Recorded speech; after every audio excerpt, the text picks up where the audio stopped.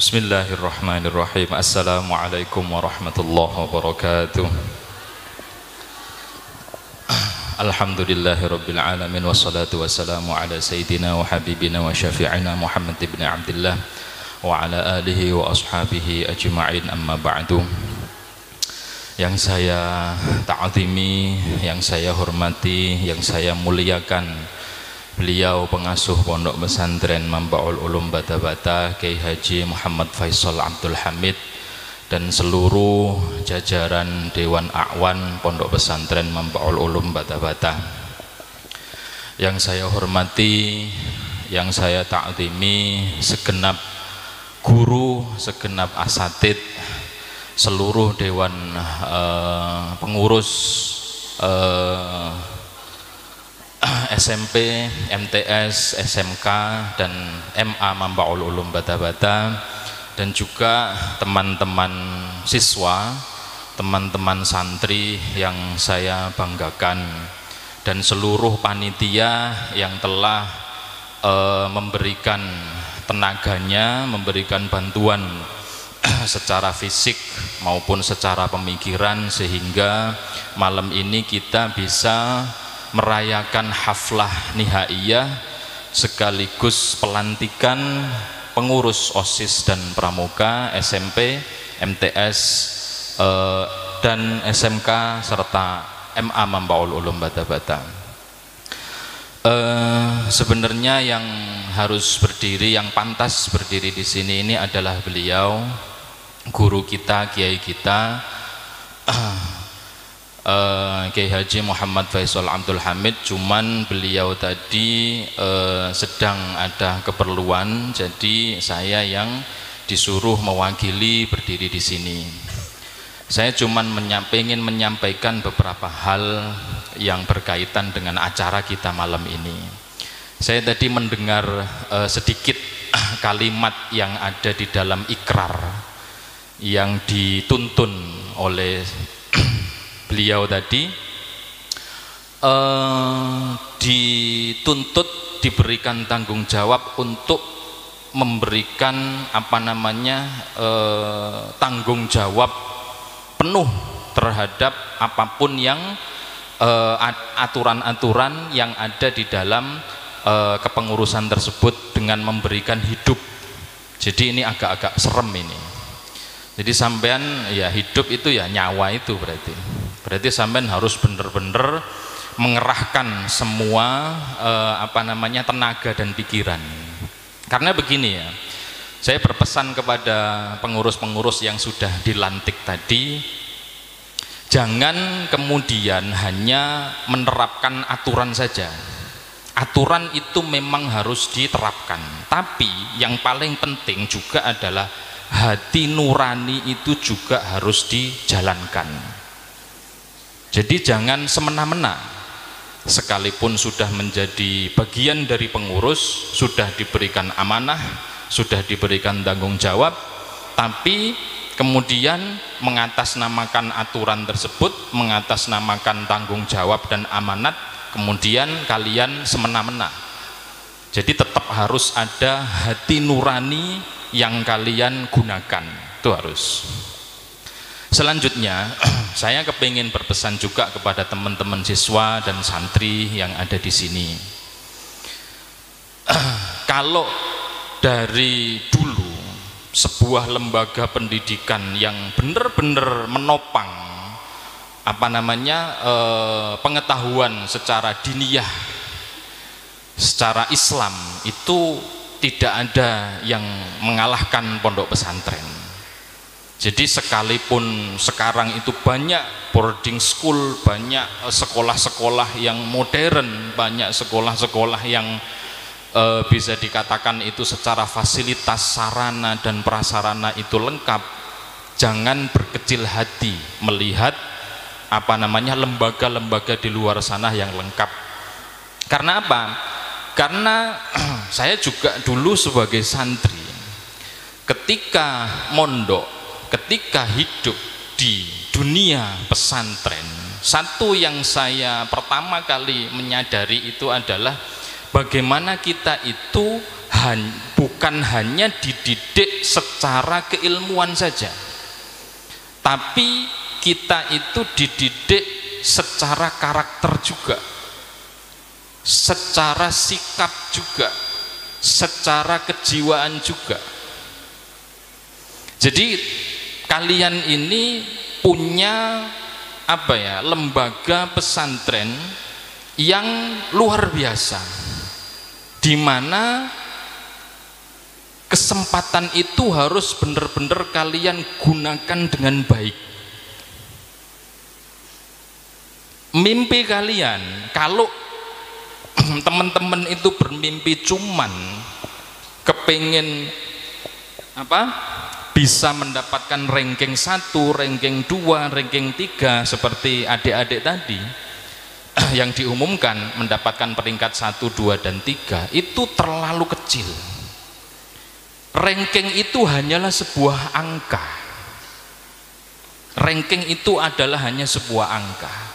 Yang terpenting itu adalah bagaimana kalian benar-benar bisa memanfaatkan apa yang kalian pelajari untuk diamalkan.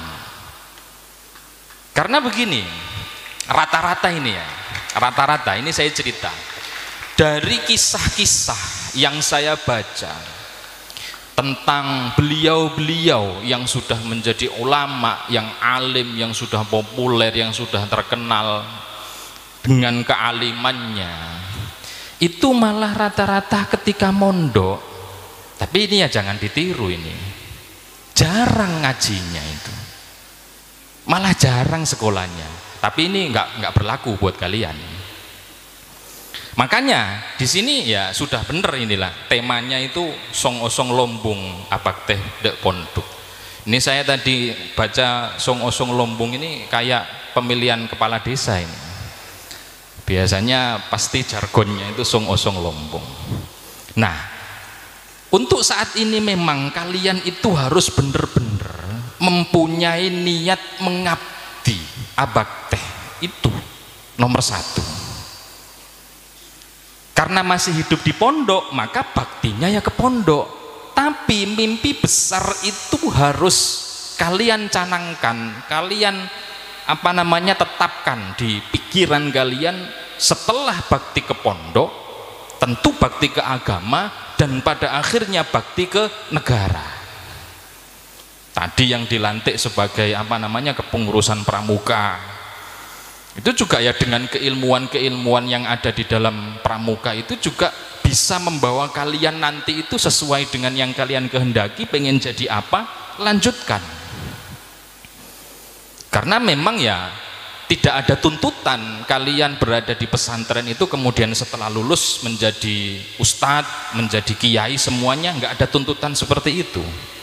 Makanya dulu ketika saya itu kuliah, kebetulan kuliah di Timur Tengah, saya cerita sedikit. Saya kuliah di Timur Tengah itu dibuang saya. Kenapa saya menggunakan istilah atau bahasa dibuang? Karena saya tidak punya keinginan dan kemauan untuk berangkat ke sana, nggak ada sama sekali. Malah ketika ujian tes-tesan gitulah, berangkat ke Yaman itu ada tes lesan, ada tes tulis, ada hafalan Quran, kemudian ada baca kitab. Yang tes tulis itu dari 20 pertanyaan yang saya jawab itu cuma 10. 10-nya lagi saya kosongkan. Kenapa? Biar nggak lulus, biar saya nggak jadi berangkat ke sana. Karena memang saya tidak punya keinginan sekali. Akhirnya setelah mengikuti tes-tesan, dari ke-5 orang yang dites, yang lulus itu cuma 2, salah satunya saya. Ya saya agak gampangannya itu kecewa, lulus tapi kecewa saya. Wah, berarti saya jadi berangkat ini ke Timur Tengah itu. Ya sudah, mau gimana lagi lah. Niat saya waktu itu cuma 1, karena saya tidak ada kemauan, posisi saya dipaksa sama orang tua, maka saya cuman punya niat 1. Apa itu? Saya niat bakti ke orang tua. Saya yakin di sini teman-teman ini ya mungkin adalah sebagian yang mondoknya itu dipaksa sama orang tua. Ada ya? Ada yang kemauan sendiri juga, banyak pasti. It's okay, nggak masalah itu. Kalian dipaksa untuk melakukan kebaikan. Karena jangan dikira melakukan kebaikan itu kemudian sesuatu yang gampang. Enggak gampang. Makanya kan ada salah satu komentar netizen itu di sosial media saya pernah baca. Kenapa sih mereka orang-orang non muslim ya, orang-orang Kristen apa dan lain sebagainya itu kok menarik sih? Sampean ngelihat orang-orang yang sukses, punya pengusaha, punya uang banyak lah gampangannya, mobilnya bagus ini dan lain sebagainya, itu kok rata-rata kok orang non muslim, kok rata-rata kok bukan orang Islam gitu gampangannya. Sekalipun ya banyak juga orang Islam. Itu ada yang menjawab gini, ya karena marketingnya untuk ke neraka itu memang selalu lebih menarik gitu loh. Di luar sana ada diskotik, di luar sana ada hiburan malam, di luar sana ada ini dan lain sebagainya. Sampean harus mondok, sampean harus masuk ke dalam pesantren, mengikuti aturan yang ada, mengikuti hal-hal yang sudah ditetapkan sama pengurus, dan itu adalah kebaikan. Tapi apakah kemudian saya bilang itu enak? Enggak. Jadi mondok itu bukan nyari kenyamanan. Nyantri menjadi siswa itu bukan mencari sebuah keenakan, tidak. Jadi jangan enak-enakan di pondok. Jangan nyari enaknya saja di pondok. Nyari ilmu, bakti itu butuh perjuangan. Tapi kalau diniati sebagai rasa pengabdian, itu lama-lama ketika kita terus-menerus istiqomah melakukan kebaikan, maka kita akan baru tahu rasa nikmatnya melakukan sebuah kebaikan. Sholat tahajud sajalah, bangun malam, apakah enak? Enggak enak, berat itu. Lagi enak-enaknya tidur, waktunya tidur, apalagi kalau musim hujan, enak tidur sampai harus bangun untuk melakukan sholat tahajud semisal. Itu berat, tapi itu adalah kebaikan. Makanya jangan sampai, saya bener-bener kemarin itu banyak ketika saya epakon sama beliau, menggantikan beliau untuk menemui tamu wali santri, itu banyak yang mator, banyak dari putra-putranya itu yang nggak kerasa, nggak betah, tak pernah pondok. Saya sedih, terus terang sedih banget. Kalau dulu beliau almarhumah Nyai Muti itu kalau ada santri, ada wali santri yang memamitkan atau mengizinkan pulang karena nggak betah di pondok, itu beliau duka. Beliau pasti sedih. Karena memang begini loh, mondok itu berada di sebuah pesantren itu memang nyari ilmu lah. Secara umumnya nyari ilmu dimanapun, nyari ilmu itu memang berat. Gak ada ceritanya nyari ilmu itu enak-enakan, gak ada. Cerita-cerita kisah-kisah yang saya bawa tadi, yang saya bilang tadi, itu rata-rata beliau-beliau yang menjadi alim, ulama, yang menjadi tokoh terkenal dengan kealimannya. Beliau itu sekalipun jarang ngaji, loh ini kenyataan beneran, banyak cerita-cerita dari beliau-beliau itu. Tapi satu yang tidak dimiliki oleh kita dengan beliau-beliau itu apa? Rasa baktinya, rasa ikhlasnya dalam mengabdi ke pesantren itu tidak bisa kita ragukan lagi. Nah ini menjadi pelajaran. Saya soalnya begini, beberapa dalam tahun-tahun terakhir inilah saya itu sempat curhat ke beberapa temen. Sekarang itu rata-rata santri yang berada di pondok pesantren itu corak tak bisa ajak melarat. Jadi kalau ada kesusahan sedikit, kalau ada hal-hal yang membuat galau, gabut lah istilahnya, itu kemudian bikin nggak betah di pondok, akhirnya terus minta pulang. Dan ini memang sudah menjadi fenomena, tapi saya minta bener-bener teman-teman santri, para santri, kalian semuanya ini jangan kalah dengan rasa-rasa seperti itu, jangan kalah dengan gangguan dan godaan-godaan seperti itu. Kalian harus punya niat kepingin membanggakan satu, orang tua, yang kedua guru-guru kalian. Entah itu nanti sampean mau jadi apa, sesuai dengan cita-cita dan mimpi-mimpi sampean. Mau jadi presiden lah silahkan, mau jadi tentara silahkan, mau jadi pengusaha silahkan. Tapi kalau berangkat dari niat ngabdi ke guru, ke pondok, ke ilmu, itu insya Allah akan diberikan jalan yang mudah, jalan yang gampang. Tapi itu kembali ke diri kalian masing-masing. Ustadz-ustadz, guru-guru yang ada di sini ini nggak bisa membuat kalian pinter, nggak bisa. Beliau ini tugasnya hanya menyampaikan apa yang menjadi tanggung jawab beliau, memberikan pelajaran, menyampaikan ilmu. Masalah sampean nanti ngerti, faham atau tidak, diamalkan atau tidak, itu bukan tanggung jawab beliau. Tanggung jawab guru-guru itu hanya terus membimbing, terus mendidik, tapi tetap kembali ke kalian masing-masing. Jadi kalau sampean dari diri kalian sendiri tidak punya rasa bener-bener sungguh-sungguh dalam mencari ilmu, ya kedepannya nanti juga akan memperoleh apa yang kalian sekedar mempelajari atau sekedar tahu, sekedar ini tidak diamalkan, ya itu saja yang akan kalian dapat. Makanya mumpung kalian ini masih muda, masih panjang perjalanannya, kalau ngelihat teman-teman di luar sana lebih enak, sudah biarkan, lebih enak sampean masih. Makanya kemarin itu ketika ada kedatangan beliau Ustadz Abdus Somad itu, memang benar apa yang disampaikan sama beliau. Kalau secara pemikiran, secara kecerdasan, boleh dibandingkan antara kecerdasan teman-teman yang ada di pesantren dengan kecerdasan teman-teman yang hanya sekolah di luar. Ini saya bukan kemudian menjelekkan atau bukan membanding-bandingkan, bukan, tapi bolehlah diadu.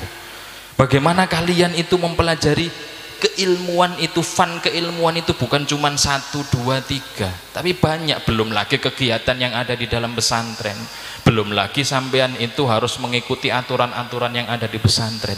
Jadi secara karakter menjadi orang hebat itu dari awal ketika sampean masuk itu sudah ada di sini, sudah dibentuk dari awal. Makanya jangan pernah ragu untuk itu, jangan pernah pesimis. Kalian harus optimis, kalian harus bener-bener bilang ke diri kalian sendiri, oke, sekarang saya nggak apa-apa lah, sekarang saya jauh dari orang tua, jauh dari HP, jauh dari hiburan-hiburan di luar sana yang luar biasa enaknya gampangannya. Tapi ini adalah perjuangan saya, ini adalah pengabdian saya ke agama. Saya harus benar-benar bisa membantu agama saya. Ketika kalian membantu agama, maka insya Allah akan dibantu oleh Allah.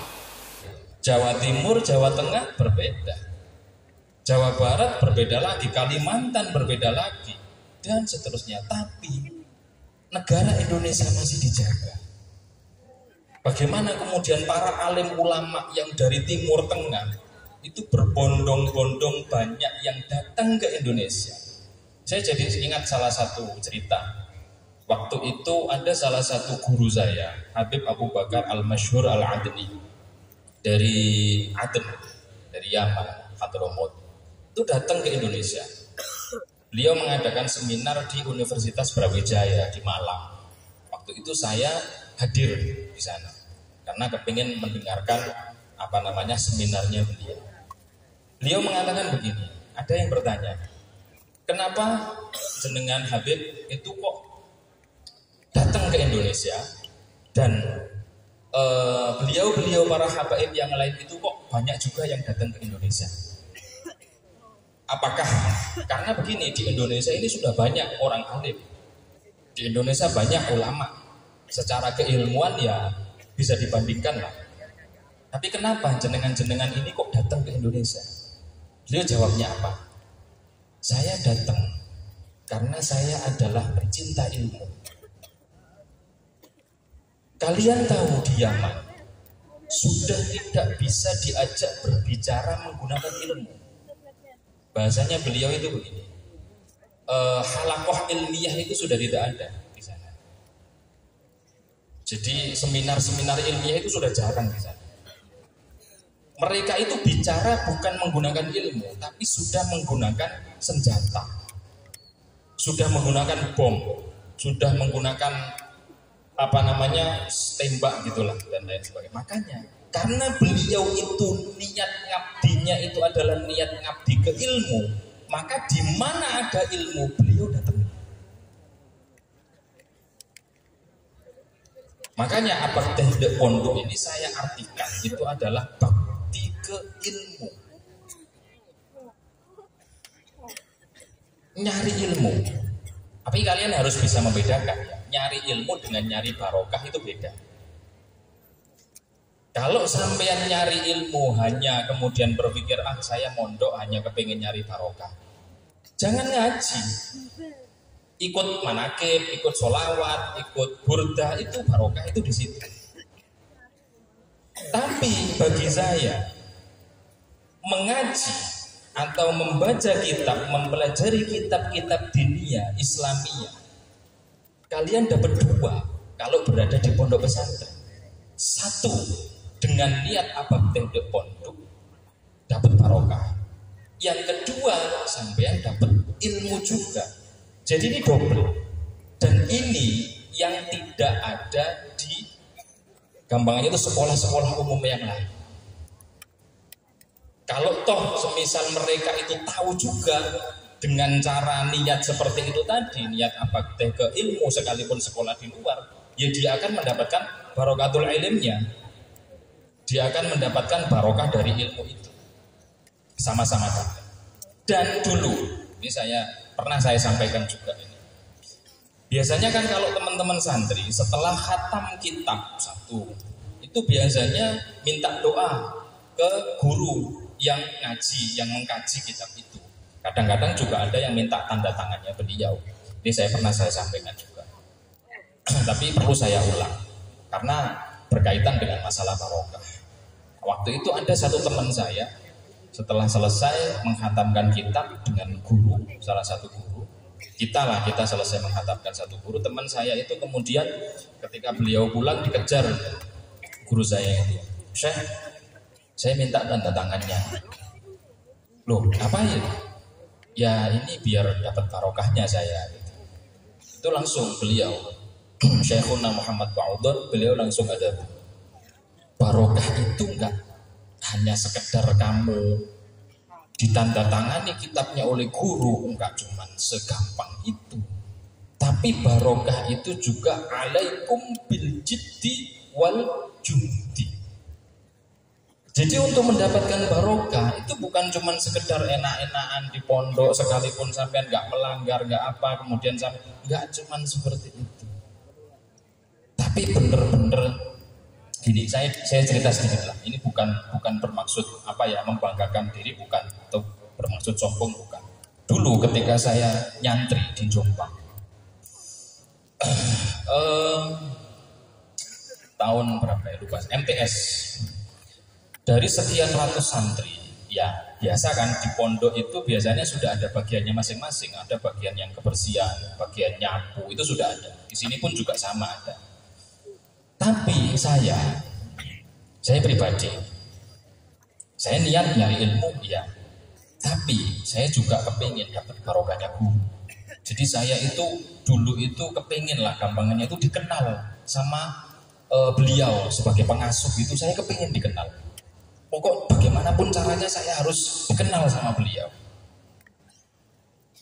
Akhirnya apa yang saya lakukan, sekalipun sudah ada bagian kebersihan masing-masing, saya setiap sore itu pasti membersihkan kamar mandi. Sekalipun sudah ada jadwal piketnya. Jadi di cedingnya itu, di halaman kamar mandi itu ada satu pohon yang setiap hari itu pasti banyak daun-daun yang jatuh. Itu setiap hari saya bersihkan. Tujuan saya bukan nyari muka, bukan biar dikenal, bukan, tapi gini, karena dulu saya itu pernah edebui salah satu guru saya, kiai atau guru itu pasti mendoakan siswa dan santrinya, pasti itu. Nggak ada ceritanya kalau ada guru atau ada kiai nggak mendoakan santrinya, itu ya kurang berarti. Pasti mendoakan. Cuman kalau semisal lagi mendoakan santri-santrinya, mendoakan siswanya, ada yang diingat dari santri-santri tersebut, itu lebih cepat tembus doanya. Nah, karena saya punya keinginan seperti itu, akhirnya saya setiap hari niat saya ngabdi. Niat saya udah, saya nggak nyari muka, biarlah kata teman-teman yang lain, nggak masalah. Saya dikira caper lah, cari perhatian, terserah. Yang penting saya niat mengabdi.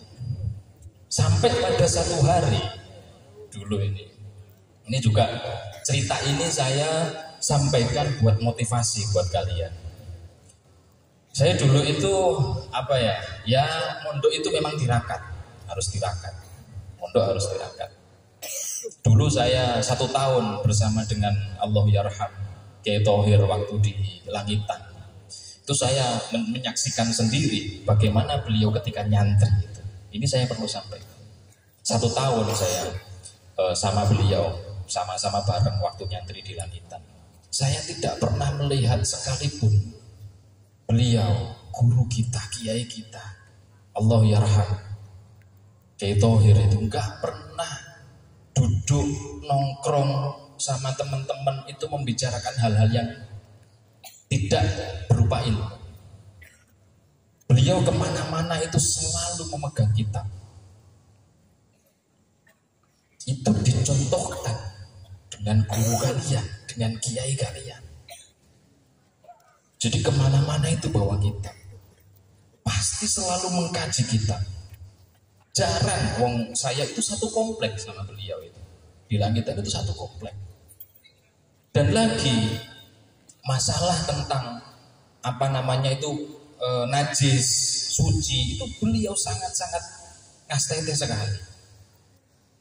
Jadi tidak sembarangan. Dan yang saya tahu beliau selama mondok itu nggak pernah ada ernasep. Itu mungkin salah satu tirakatnya beliau. Jadi selama 1 tahun saya nyapok beliau itu, setiap bulan beliau itu belanja sendiri, pergi ke koperasi, beli Indomie 1 kardus, digotong sendiri, masak sendiri. Jadi beliau itu sekalipun sudah tahu beliau itu putranya Kiai Hamid yang punya Mambaul Ulum Bata-Bata, tapi beliau tidak mau diistimewakan. Jadi di komplek di sana itu ada satu komplek yang memang khusus dibangun untuk lora-lora atau gus-gus putra-putranya kiai. Beliau itu disuruh menempati komplek itu, beliau nggak mau. Tetap menempati kamar seperti santri biasa. Nggak pengen sok-sokan saya ini enggak. Ceritanya beliau juga Allah Yarham Kiai Hasan Rahasan itu dulu juga nyantri di Langitan. Tapi beliau menjadi sopir di Langitan, sempat menjadi sopir. Jadi selain ngaji, nyari ilmu, sampean harus punya sesuatu yang dilakukan, yang diniati untuk khidmah ke pondok, khidmah ke pesantren.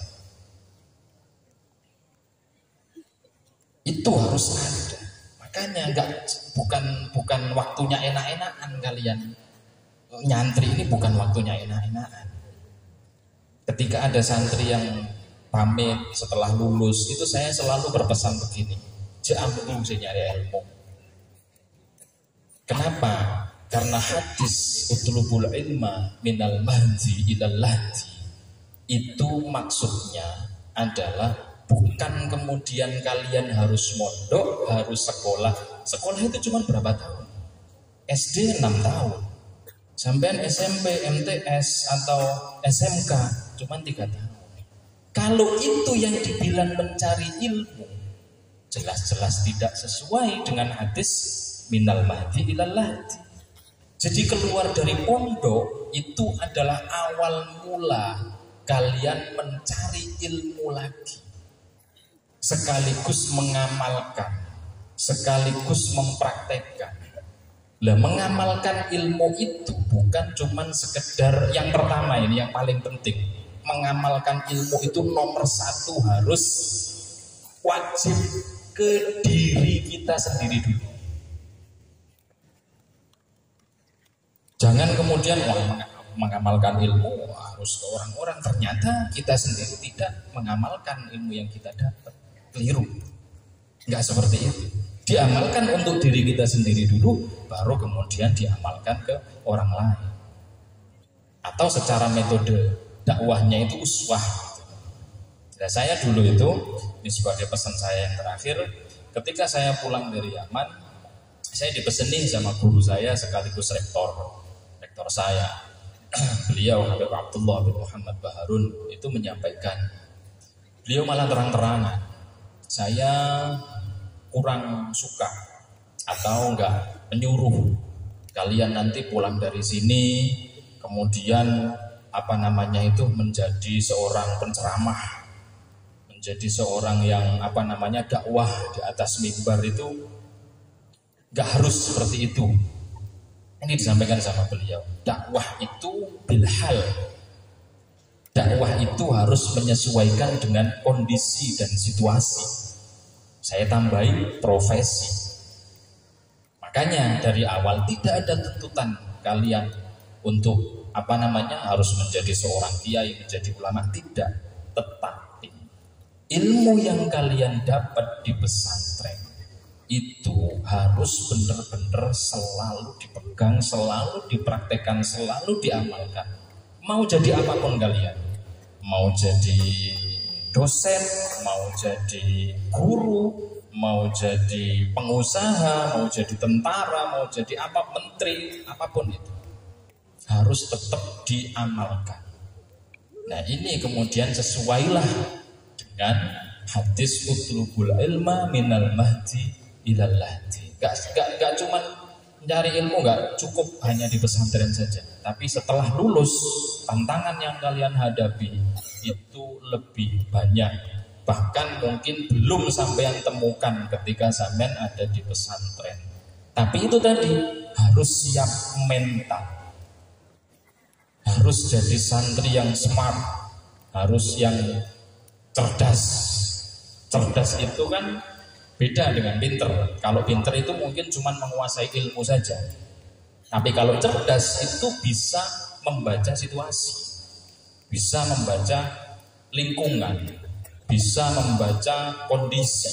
Wah, ini kira-kira di tempat ini apa yang bisa saya praktekkan, apa yang bisa saya sampaikan ini sesuai dengan kondisi dan lingkungan di daerah itu. Ya, kalau sampai suasananya di Madura gini, sampai sudah kenal dengan baik, sudah tahu lah lingkungannya, sudah biasa lah gampangannya. Tapi kalau keluar semisal, ada teman saya itu yang ketika nyantri di pondok di Langitan, kemudian diutus sama kiai untuk berdakwah ke Papua. Teman saya itu, wah, dakwah di Papua ini luar biasa tantangannya. Satu lingkungan, karena di sana itu kan mayoritasnya itu masih banyak orang Kristen di sana itu. Kemudian secara lingkungan itu anjing-anjing liar di jalan itu masih banyak. Nah kalau orang yang cerdas, nggak asal kemudian ada orang melihara anjing atau ada anjing berkeliaran punya orang dibilang haram, dibilang ini, nggak masuk kalau kayak gitu. Karena apa? Itu bukan dakwah bil hal itu. Ya sebagaimana itu lingkungannya lah kita praktekkan. Apa yang kira-kira itu bisa masuk? Yang saya sampaikan, saya harus menggunakan bahasa yang seperti apa? Saya harus menggunakan tingkah laku yang seperti apa? Gitu. Jadi itulah yang dinamakan dengan mental. Jadi kalian harus benar-benar siap mental. Oke ya, siap ya. Oke. Udah. Demikianlah yang saya bisa sampaikan ya. Kurang lebihnya mohon maaf. Sekiranya apa yang saya sampaikan tadi itu ada ketidakcocokan atau berbeda pendapat, ya diambil yang positif-positif sajalah, diambil hikmahnya, diambil manfaatnya. Ihdinas siratal mustaqim. Assalamualaikum warahmatullahi wabarakatuh.